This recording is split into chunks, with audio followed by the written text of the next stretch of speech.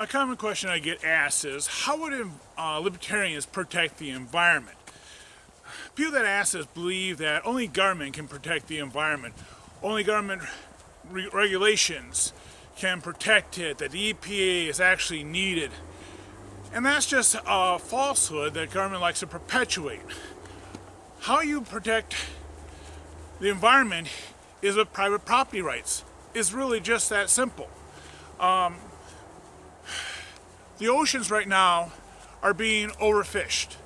And the reason why they're being overfished is because of the tragedy of the commons.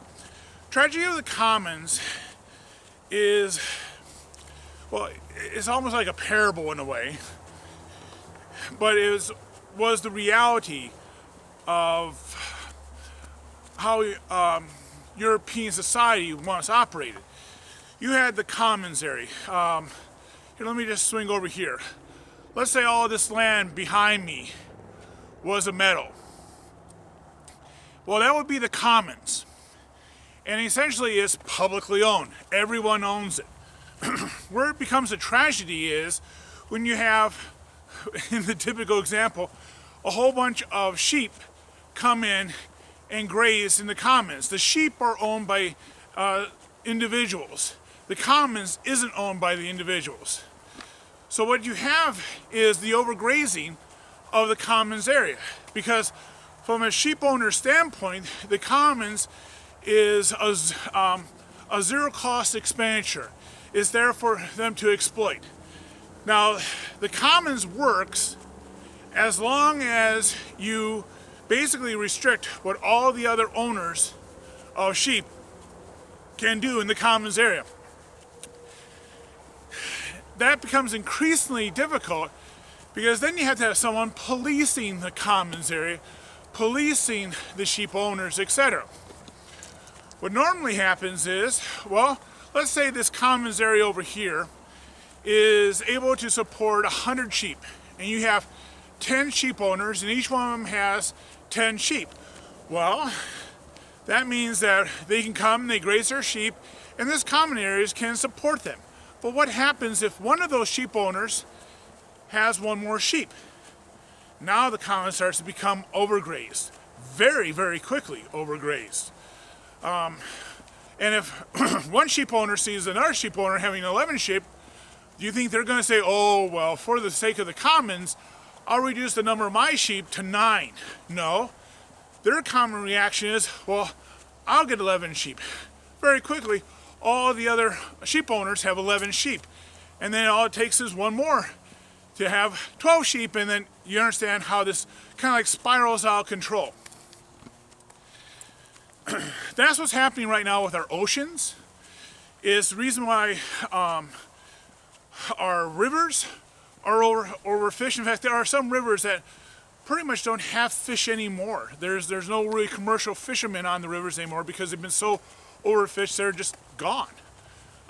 Yes, there's local fishermen, but them catching maybe 1 or 2 fish a day is very different than a fisherman putting down nets and catching hundreds if not thousands of fish in a day.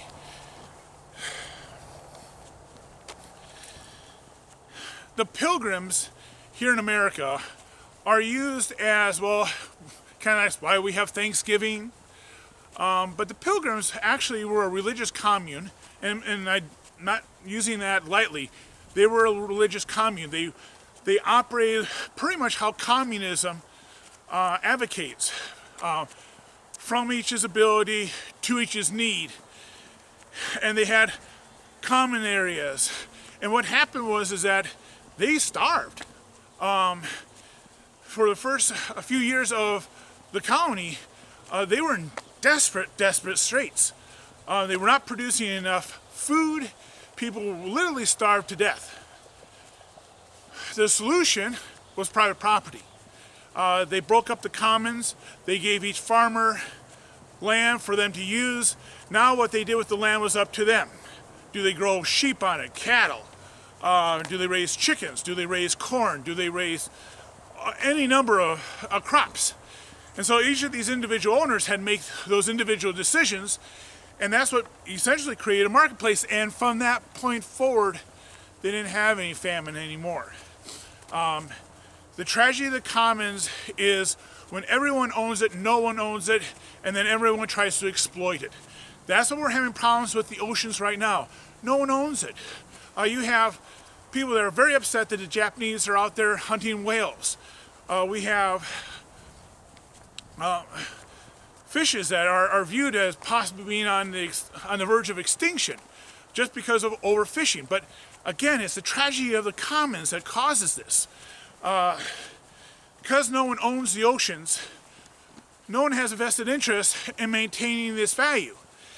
If we were to turn over the ownership of the oceans to corporations, and yes, I know liberals go, oh my God, the evil corporations. No, what's more evil is government. The problem we're having with the overfishing of the oceans is because it's commons, truly commons, because we're even saying no, government owns the land out in those oceans. But if we were to put up the oceans for sale, I know that's a radical idea, but if we were to do it, major corporations would come in and start bidding for it. Now, could you have a corporation that would come in and bid it and then say, no one can ever fish here? Yes, you could have that. You could possibly have one of the nut job environmentalist groups come on in and like Earth First, buy a portion of the ocean and say, no one can ever fish here. Yeah, but they're not going to be able to afford the whole ocean. So outside of their area, the fish are going to flow. You just can't put down nets deep enough to hold them on in. Now someone says, well, then they overfish the other land, the other oceans that they don't own. But again, you have to view it from a corporation standpoint. Now they have an asset. How can they improve this asset? And that's where private ownership comes in and protects the livestock. You kind of view that's what the fish are. As far as pollution, private property rights is the way to go. Right now, we have a pollution problem because of government. I mean, literally because of government. Because again, it's kind of like the tragedy of the commons. If the commons, the land, is viewed as owned by the public, then does the public sue? And some people will say, yes, they do. There's fines from the EPA, etc. But corporations lobby governments.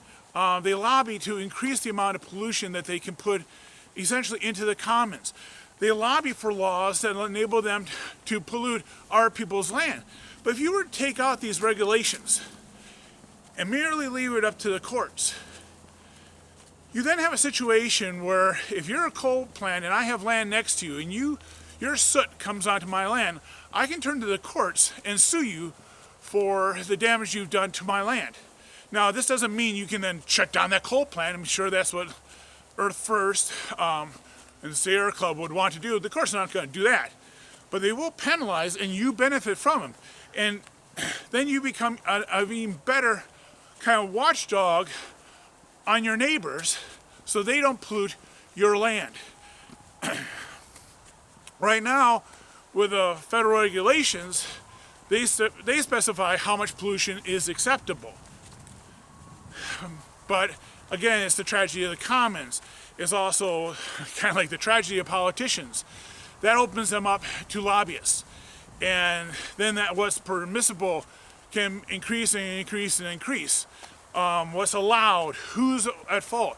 But instead, if it's just treated as private property rights, you pollute my land, I can turn around and sue you, take you to civil court, and get compensation and get you to stop your polluting activity. Done.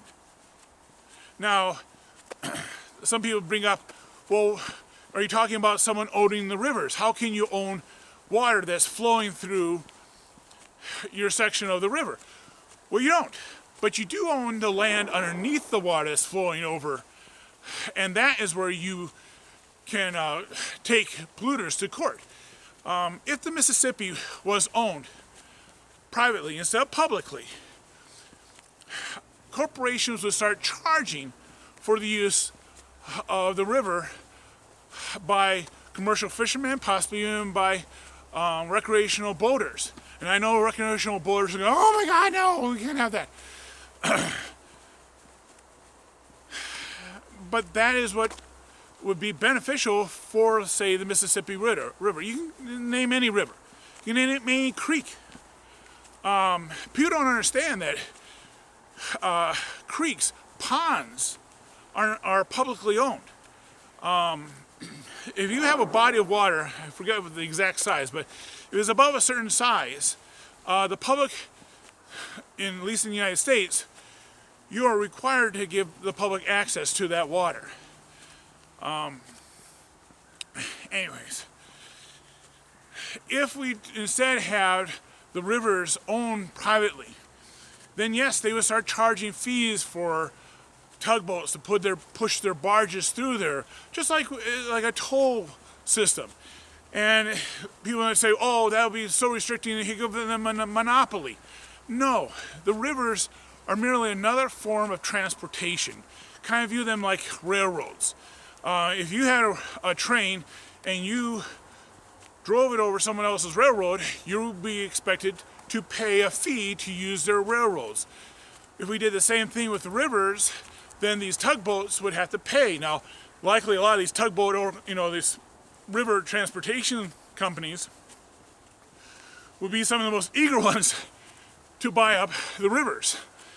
But then they have a vested interest in maintaining the rivers. And someone I know, a common counter argument is, well, then you could have some wacko environmentalist group buy a chunk of the river, literally a 1-inch strip that goes across the Mississippi, and saying no one can drive across this. Well, you have conditional use written into the sales of the river, that they can't just prevent all traffic from coming through. There is negotiations that come with it. It won't be a perfect system, but it will then be more in competition with railroads and highways, and including airlines. A lot of people don't understand. A lot of our freight is transported by airlines today. This is a possible solution to the environment. It is kind of like if you want to save a species from extinction, the best thing you can do is eat it. People say that to get the reaction like, what? To save a species, you eat the species? But that's true. The American buffalo is a prime example of this. They were going extinct. Now they're not anymore. Why is that? It's because people started viewing the benefits of eating buffalo. Now you have farmers growing buffaloes. And now the buffalo population is far from extinct. It's growing. Many people view buffalo meat as being superior to regular beef and the other meats. And some people just like the variety of it. Sorry for the noise. So that's the same kind of logic that you can do with preserving the environment is by having private companies own it. I would never allow the Mississippi ever to be owned by a governmental body, not like the state of Iowa or the state of Dubuque, who never allow them to bid for ownership, because then you have again the tragedy of the commons. Then you have politicians, and then lobbyists can influence them, etc. And it'll just spiral out of control. Well, people get upset that the Mississippi, say, is owned by private individuals. Yes, until you see the Mississippi start being improved. Now they have an asset, and just like any investment, you want to improve your asset. And so they will go after much more strongly than the government actually does anyone that tries to pollute their section of the river, anyone that tries to dump stuff in their section of the river. They'll take them to court, they'll sue them, they'll get them to repair the damage that they've done. So this is how libertarians not only could protect the environment, but do a better job at protecting the environment. We take it out of the hands of easily manipulable politicians and we put it in the hands of people who have a vested interest to see that the property that they have not only maintains in value, but increases in value. Now, if you like this idea, send a link to this video to your environmentalist friends. They'll rail against it if they're far left, but get them to start to think about this. And I'm more going for like the moderates and the independents. I'll post this video, a link to this video on your Facebook page. Tweet it on out. Get the conversation started. Now, if this is the first time you viewed one of my videos, one, thank you for the view. Two, in the last 20 seconds of this video, you're going to see my picture in a circle. Click on it and subscribe.